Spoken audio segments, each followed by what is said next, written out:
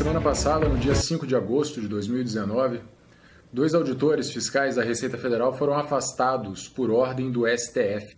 Os 2 auditores estavam efetuando fiscalização de empresas e parentes de ministros do STF.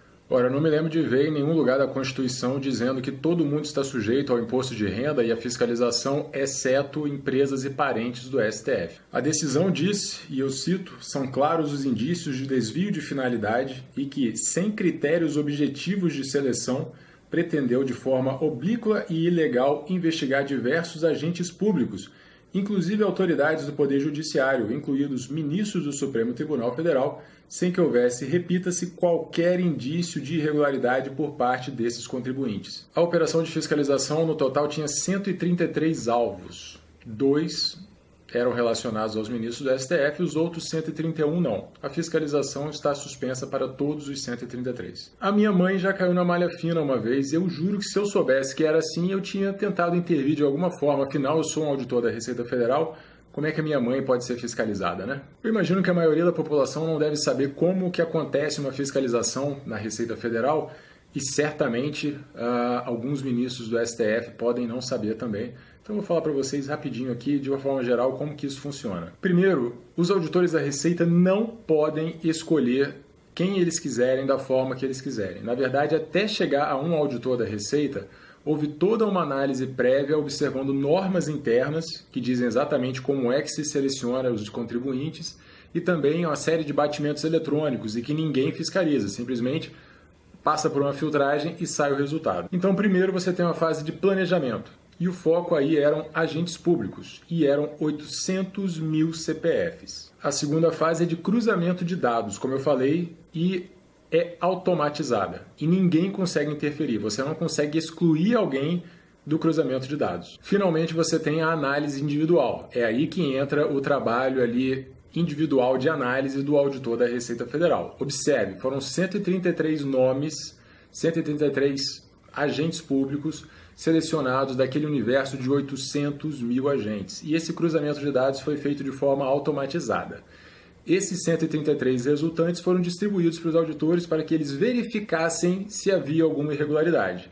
Nenhum auditor pode escolher colocar alguém naquela lista, nenhum auditor pode escolher retirar alguém daquela lista. Em seguida, o trabalho dos auditores é pautado por uma série de normas, e acredite, são muitas normas de atuação para processos totalmente objetivos de tratamento desses dados. E aí, claro, a partir desses 133 agentes públicos, o auditor pode fazer diversos cruzamentos de dados, pode acessar diversas informações de outros contribuintes. Afinal, acredite, existe uma coisa chamada laranja, que é muito utilizada no Brasil, quando uma pessoa coloca uma outra para fazer alguma coisa errada no nome dela, em nome dela, né, na verdade, para que não se descubra quem é o real interessado pela operação. Por isso, os auditores acabam verificando diversos CPFs e CNPJs também nesse tipo de análise, óbvio. E a Receita Federal está sendo acusada de escolher o nome agentes públicos para a operação de fiscalização, demonstrando talvez que não houvesse impessoalidade na escolha dos alvos. Eu acredito que se o nome da operação fosse dentistas ou então corretores de imóveis, não haveria tanto problema, né? Acredito, inclusive, que se esses agentes públicos fossem servidores públicos, aí todo mundo ia adorar, porque, afinal, o servidor tem que ser fiscalizado ainda mais, exceto, claro, se ele for ligado a ministros do STF. É interessante apontar que a Receita tem delegacia de maiores contribuintes. Ela tem um tratamento diferenciado para os maiores contribuintes, tanto pessoa jurídica quanto pessoa física. Eu nunca vi a Petrobras reclamando ou entrando na justiça dizendo que é uma falta de impessoalidade. Afinal, a Petrobras, que é a maior contribuinte do Brasil, está sendo fiscalizada de forma especial. E tem mais. Aqueles 133 nomes, eles também foram ordenados, né, na escolha, no corte que você faz com as irregularidades previamente constatadas, você leva em consideração o tamanho do contribuinte.